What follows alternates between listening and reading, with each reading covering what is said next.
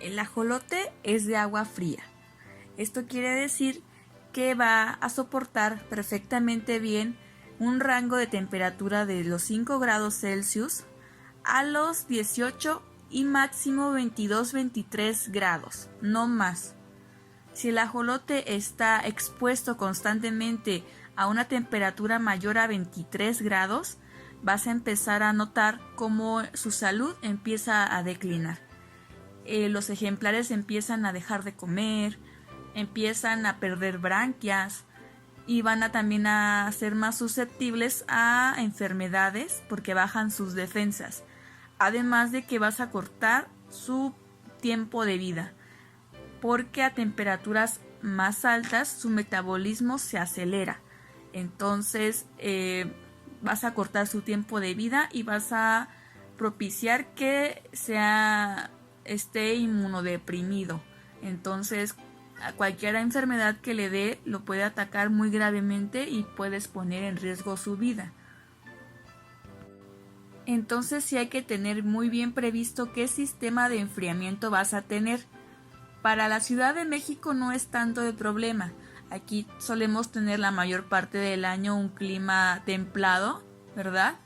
Entonces no nos es tan complicado para nosotros enfriar el agua. Pero si tú vives en una zona muy calurosa, tal vez sí te las veas más difíciles a la hora de mantener la temperatura constante y en un rango seguro.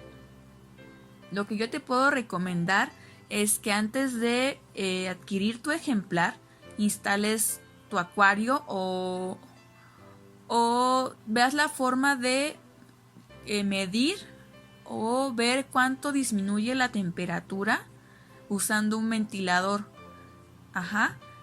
Un ventilador puede ser de los típicos de escritorio que venden en Home Depot y Walmart y todo eso. O puedes también valerte de los ventiladores que son para PC, que son menos ruidosos y puedes poner en hilera. Eso se pueden ir, incluso tú los puedes armar, ¿no? Una serie de ventiladores acorde al litraje de tu acuario. De este tipo de ventiladores también son muy parecidos a los que venden para acuarios. Por ejemplo, de la marca Boyu, que te estoy poniendo en pantalla, son así en forma de tira. Entonces tú tienes que calcular aproximadamente cuántos ventiladores vas a necesitar para mantener la temperatura en un rango seguro. Ahora, puede ser que con ventiladores no sea suficiente. Entonces lo que yo te recomiendo es que hagas espacio en tu refrigerador, en la parte del congelador, porque vas a tener que ideártela para poner bastantes botellas de agua. Pero lo que yo te voy a recomendar aquí es que no sea agua simple, nada más que la metas a congelar. Un tip que me pasaron es que a estas botellas de agua tú le agregues sal de mesa, ¿ok? La diluyes y le sigues agregando sal hasta que veas que la sal ya no se diluye, se queda en el fondo. De esta forma, cuando se congele, va a tardar más tiempo esta botella en descongelarse y te puede dar más tiempo para enfriarla, para tratar de enfriarla, o te puede dar más horas para que tú reemplaces la botella. Pero también considera que como tarda más en descongelarse, también tarda mucho más en congelarse. Entonces ten prevista varias botellas que te sirvan a lo largo del día para que no te varíe la temperatura tanto.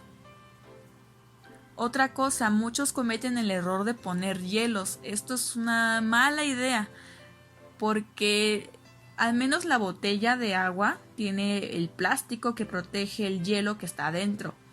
Y esto hace que aparte se descongele más lento y no dé no oscile la temperatura de golpe. Esto es perjudicial por lo que antes ya te mencioné. Entonces los hielos se descongelan muy rápido y algunas veces muchas personas no usan agua de la que bebemos, de garrafón, sino que los hielos los hacen con agua del grifo. Entonces, si este hielo tú lo pones con agua del grifo y la pones en el acuario, y cuando se disuelva puede aumentar la dureza del agua, que tampoco sería un gran problema, pero sí puedes ir a Grecia. Si haces esto constantemente, sí pudieras tener un poco de problemas con ese tema.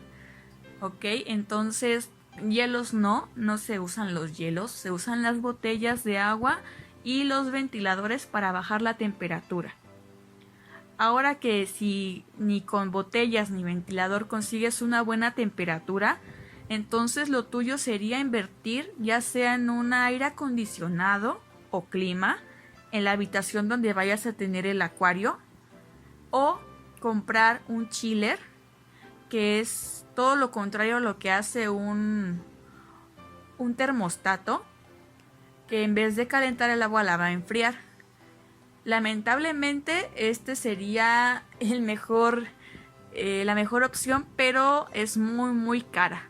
Entonces, si no tienes la posibilidad económica de adquirir este tipo de aparatos, pues no creo que sea lo más recomendable para ti tener a un ajolote, o tendrías que idearte alguna otra cosa para mantener la temperatura fría. Para el acuario nuevo, yo sí te voy a recomendar que no elijas un litraje muy bajo. Entre más litros tú tengas en un acuario, es más fácil tenerlo. Por muy loco que suene o muy contradictorio, uno pensaría que un acuario pequeñito es más fácil, pero realmente no, realmente es muy difícil tener un acuario de muy poco litraje si no tienes experiencia previa.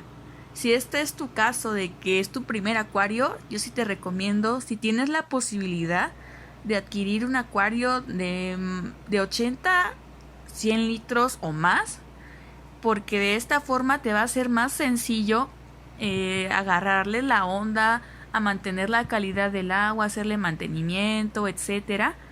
Además que también en un acuario muy pequeño, si tú vives en una zona muy calurosa o donde varía mucho la temperatura, si se te sube la temperatura del acuario, la descuidas un poco, se va a elevar más rápido. E igual aplica para enfriarlo. Los acuarios pequeños se enfrían más rápido. Pero 20 litros para mí también es bastante, pues es muy poco, ¿verdad? Y sobre todo también los acuarios que venden aquí, los estándar, pues son más pensados para peces. Si fuese un acuario de 20 litros más adaptado para un ambistoma, sí podría pasar. Es decir, estos tipos de acuarios son más alargados y anchos que altos. Entonces, en este tipo de urna, el agua sí quedaría un poco más, ¿cómo decirlo?, distribuida, de manera que no se viera como tampoco el litraje. Pero bueno, también es un poquito exagerado decir que en 20 litros pueden vivir.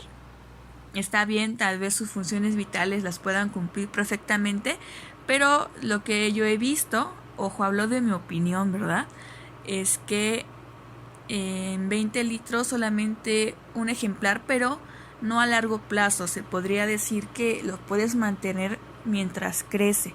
Por ejemplo, una larva pequeña sí podrías ponerla en 20 litros e irla monitoreando ahí su crecimiento, y posteriormente pasarla a un acuario de mayor capacidad. Bien, unos postulan que 40 litros para un ejemplar adulto, ¿ok? Otros también manejan que serían 60 litros por ajolote adulto.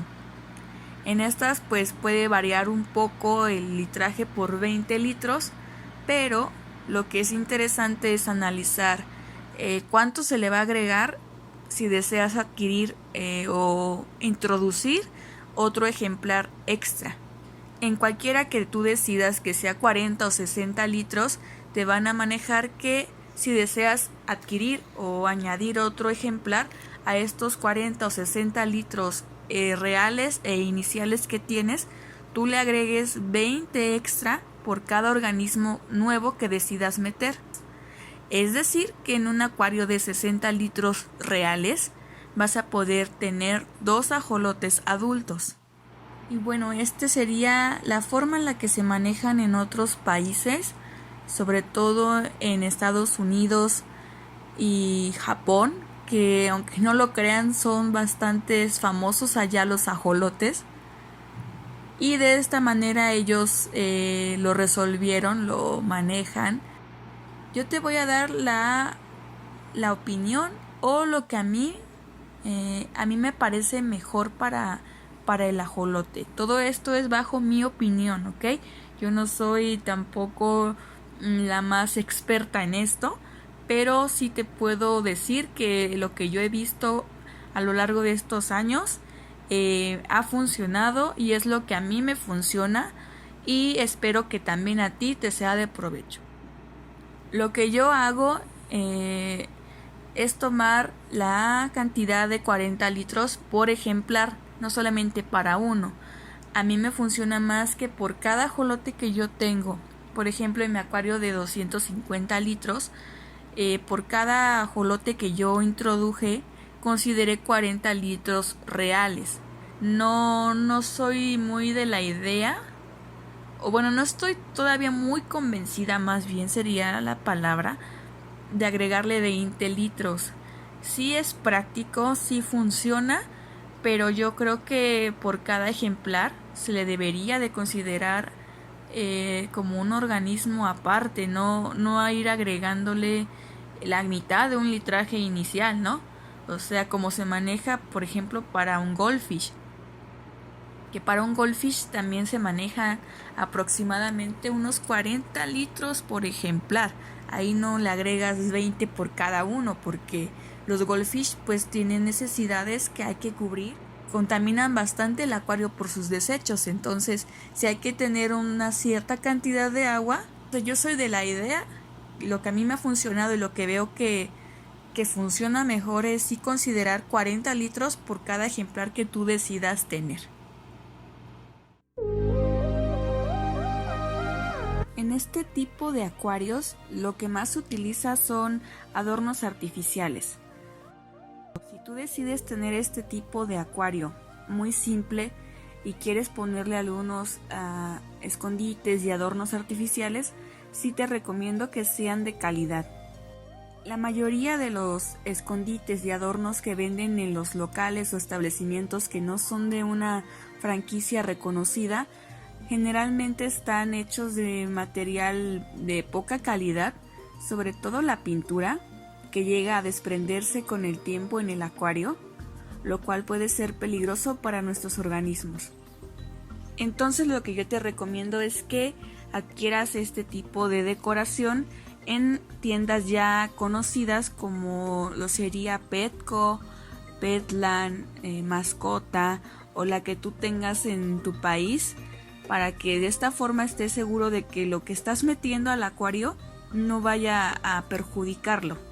Lo malo en este tipo de acuarios es que como no hay sustrato, a los pequeños ajolotes les cuesta más trabajo caminar, entonces se dan unos derrapones.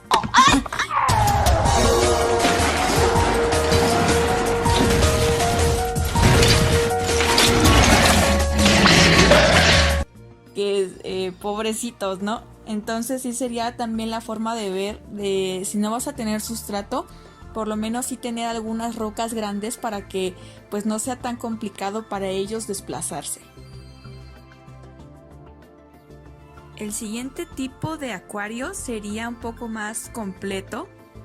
En este tipo de hábitat podemos encontrar que la mayoría ya tiene sustrato, un sustrato fino como podría ser la arena de sílice o alguna gravilla que no sea muy gruesa En el video que estás viendo puedes observar al ajolote que tiene abultado el vientre y pues como sospechas trago el sustrato que tiene esta pecera. Entonces esto es lo que queremos evitar a toda costa, que no lo trague.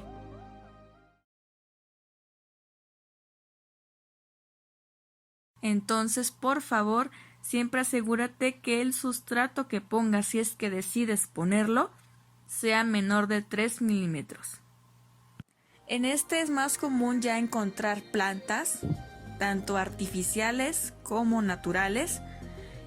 Es más recomendable obviamente las naturales porque aportan muchísimo al acuario, ayudan a mantener la calidad del agua, pero siempre hay que considerar que las plantas naturales también tienen necesidades. Entonces las plantas que van a ser las más adecuadas para un acuario con ajolotes son aquellas que no requieren muchas necesidades o requerimientos como se conoce aquí en el acuarismo. Es decir, una planta que no necesite tanta luz o una luz media, no alta, que no necesite un aporte de CO2 considerable o abonos muy frecuentemente. El problema con los abonos es que contienen muchas sustancias que no podrían ser tan benéficas para un ajolote. Y si se está constantemente abonando para atender bien a las plantas, pues vamos a descuidar la salud de nuestro ejemplar y no es lo que se busca. Se busca un equilibrio entre ambos, tener bien a las plantas y tener bien a nuestro ejemplar. Entonces no es recomendable abonar porque recordemos que el ajolote, mucho del intercambio, el intercambio osmótico que hace es a través de la piel. Entonces todo lo que él absorba puede tanto beneficiarlo como dañarlo. Entonces no aditar sustancias extrañas al acuario. Yo uso un abono que se llama Equilibrium de la marca Siken o Sichem, como tú la conozcas. Es el único que yo he encontrado que puede usarse en un acuario con ajolotes, ya que no contiene sodio ni cloruros. Entonces es el más ideal, aparte de que nos ayuda a elevar la dureza o a mantenerla, porque los ajolotes son de agua dura. No tanto como un cíclido africano, pero sí agradecen una dureza considerable, porque ellos al hacer el intercambio o regulación osmótica, pues es necesaria una cierta cantidad de dureza para mantener la salud renal. Y el problema también con el CO2, aparte de que la tabla que están viendo recomienda una cierta cantidad de CO2 en el acuario de un ajolote, es cierto que algunas plantas requieren más que otras el CO2. Entonces también si no eres muy experimentado en el tema de un plantado o de las necesidades de una planta y metes CO2, corres el riesgo de que se te descontrole el pH, porque el CO2 baja el pH y lo puede bajar muy rápido. Y esto pues es mortal y muy perjudicial para cualquier organismo acuático, no solo ajolotes, sino para peces, gambas, etc. Entonces sí hay que tener cuidado con el tema del CO2. Algunas de las plantas que yo te recomiendo para empezar pueden ser tanto flotantes como ir en el sustrato, ¿ok? De las flotantes podemos encontrar a la elodea, que en muchos países está considerada como una plaga, así que si tú eres de otro país que no sea México, posiblemente te sea más difícil encontrarla o no encontrarla de plano, porque es como se reproduce tan rápido y prácticamente en cualquier agua se reproduce, es muy fácil que se haga una plaga y se dé. Entonces sería una buena opción para nosotros obviamente, pero quizás si tengas problemas al encontrarla. Otra opción que tienes aparte de las elodeas es la cola de zorro. esta puede ir también flotando o en el sustrato. Estas dos plantas no son de necesidades tan específicas, se adaptan muy bien al acuario con ajolotes, sobre todo también por el tema de la temperatura, ya que muchas plantas, aunque no requieran muchas microelementos, sí podrían padecer por la temperatura. Entonces estas dos plantas sí se pueden dar perfectamente bien en un acuario con ajolotes. Otra opción son las llamadas anubias, que muchos conocen por ser bonitas y por tener tienes una gran variedad de esta familia. Estas plantas no necesitan ir enterradas en el sustrato, de hecho se mueren si entierras las raíces. Son muy bonitas, son de hoja gruesa, no son exigentes, prácticamente también se adaptan a cualquier tipo de acuario. Pero sí, lo malo de estas plantas es que son de crecimiento lento, entonces no vas a ver un progreso en el tamaño de la planta tan rápido, ¿ok? Ya que, bueno, podría crecer más rápido si abonaras y si pusieras CO2, pero pues por lo antes mencionado no es recomendable, así que la planta en este caso va a crecer lento. También las anubias agradecen estar en sombra, no son de exigencias lumínicas tan altas, entonces esta planta sería muy buena aliada a la hora de mantenerlas en el acuario. Estas son algunas de las plantas con las que puedes iniciar. Posteriormente podrías agregar más como la sagitaria, como espada amazónica, pero esas serían un poquito más complicadas, aunque no nada del otro mundo, obviamente. Pero sí, primero trata con estas que son resistentes y que prácticamente se adaptan a cualquier acuario.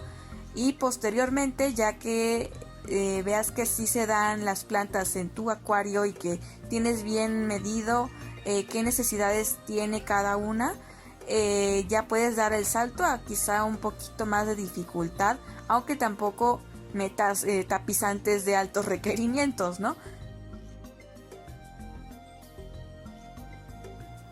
El último tipo de acuario sería un biotopo. Un acuario de biotopo sería lo más cercano a su hábitat natural. ¿Ok? En un acuario de biotopo se trata de recrear el hábitat natural de la especie. En este caso se añaden tanto plantas oriundas de la zona, algunas otras especies que puedan convivir o sean presas, sustrato que se encuentra allá, en fin, lo más cercano que se pueda al hábitat natural de la especie es lo que se busca recrear con un biotopo. Para entender un poco más los elementos que se ocupan para un biotopo para Ambystoma mexicanum, le pedí a un gran amigo, Víctor Ortiz, que es nuestro mejor biotoper aquí en México, que nos dé una breve explicación de los elementos que él utilizó en la Expo Acuario de Querétaro para montar el biotopo para Ambystoma mexicanum. Los dejo con Víctor. Hola a todos, los saluda su amigo el biólogo Víctor Ortiz, y en esta ocasión quiero platicarles brevemente en qué consistió el montaje del acuario de biotopo de Ambystoma mexicanum o ajolote mexicano, el cual monté durante la cuarta edición de la Expo Acuario Querétaro. Básicamente fue un acuario de biotopo inspirado en la actualidad de Cuemanco, allá en el lago Xochimilco, hábitat natural del Ambystoma mexicanum. Para este acuario de biotopo se utilizaron elementos que fueron donados de la zona de allá de Xochimilco y se contó con el respaldo y la asesoría también del Dr. Horacio Mena de la UNAM, el cual reproduce ajolotes mexicanos para conservación y está recreando algunos cuerpos de agua artificiales, digamos, pero elementos naturales para que el ajolote pueda seguir reproduciéndose y habitando en lo que es el lago Xochimilco. Básicamente consistió en sustrato traído directamente de allá de Xochimilco, el cual es de tipo limoso arcilloso, un color café, algunas raíces y troncos secos de los árboles tradicionales de allá de Xochimilco. En la parte de flora acuática pues se utilizaron algunas plantas que están en el lago Xochimilco, pero que fueron introducidas después del porfiriato, por ejemplo el lirio acuático o Erconia crassipense, también el pinito de agua y bueno, algunas especies vegetales ribereñas también se utilizaron. Dado que con estas condiciones pues el ajolote también se mantiene digámoslo a gusto, si queremos verlo desde ese punto de vista, ya que el agua de ahorita pues no es cristalina totalmente, a él le gusta con algo de sombra también, no le gusta la luz directa del sol. Entonces con estas especies generamos zonas también que le dan sombra al ajolote y donde él puede estar e inclusive poner sus huevecillos. Y bueno, básicamente pues ese fue el acuario de biotopo que montamos en la cuarta Expo Acuario. Saludos cordiales a todos.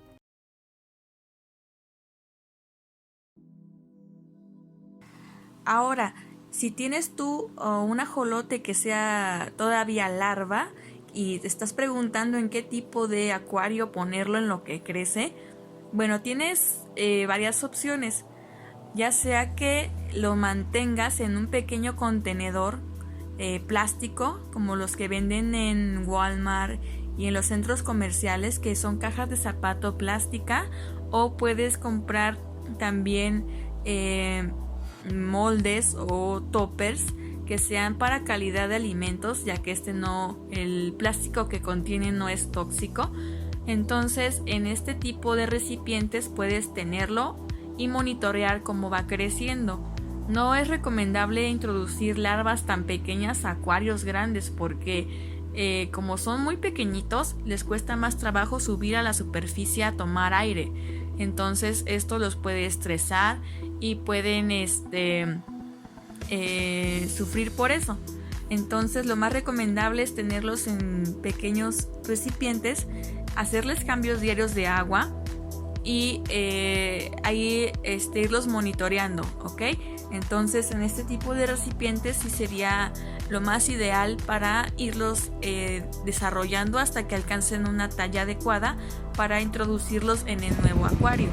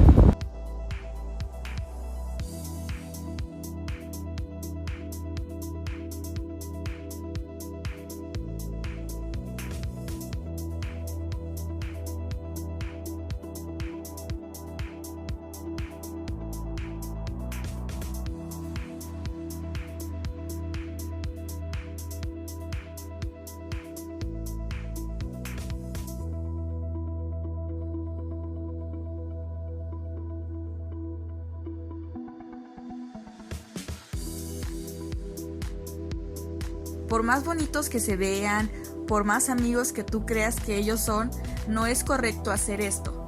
Siempre vamos a procurar darle lo mejor a nuestros ejemplares, ya sea también que decidamos tener peces en otro acuario, no vamos a meter ajolotes, ¿verdad? Entonces, cuidar mucho ese aspecto, no hay que ser irresponsables y procurando siempre hacer lo correcto para mantener a nuestros ajolotes a gusto. Entonces no mezclemos especies que no van. Sobre todo lo que he visto es que los mezclan mucho con plecos, que los plecos pueden lastimar gravemente a un ajolote, ya que si agarran cierto gusto por la mucosa que ellos producen, pues pueden lastimarlo, pueden hacerle un hoyo en la piel por estar chupe y chupe la mucosidad que ellos producen.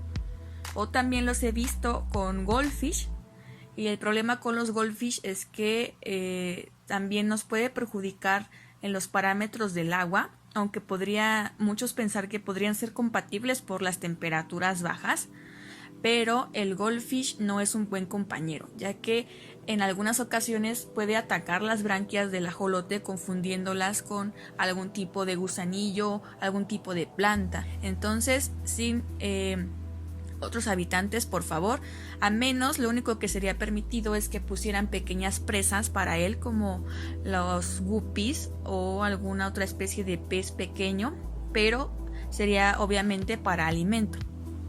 Aparte, la mayoría de los peces de ornamento que tenemos no están adaptados a una temperatura tan baja, entonces también sería darles una pésima calidad de vida a ellos únicamente por un capricho. Entonces definitivamente no son válidas otras especies, ni siquiera de caracoles de tamaño considerable, porque como los ajolotes, todo lo que sienten alrededor o pueden olfatear, piensan que es comida o van a intentar comérselo. Entonces, si logran comerse un caracol de un tamaño pues considerable, como el manzana, un helena o cualquier otro tipo de caracol ya un poco más grande, sí podría representar un problema a la hora de ayudarlo a expulsarlo, ¿no?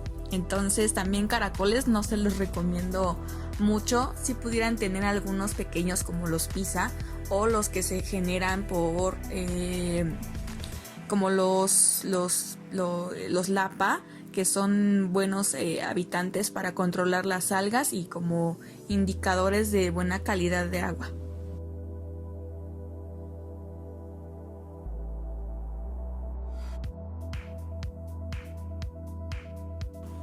Bueno, esto fue todo por el momento. Lamento si fue un poco extenso, traté de ser lo más breve posible, pero había cosas que había que decir y pues no se pudo acortar más. En caso de que hayas quedado con alguna duda o sientas que no fui muy específica con algunas cosas, por favor anótamelo en los comentarios, yo siempre los leo y trataré de contestarlas ahí mismo, o trataré también de en algún posible futuro video hacer como una sección de dudas que se quedaron pendientes en un video posterior. Y bueno, muchas gracias por haberme acompañado. Lamento el retraso del video. Lo que pasa es que como le pedí a Víctor que me mandara un audio, él estaba un poco ocupado, entonces tampoco me lo pudo enviar muy rápido, pero al fin aquí está. Espero que les haya gustado. Por favor, síganlo a él también, todo su trabajo. Y les agradezco mucho y nos estaremos viendo muy pronto.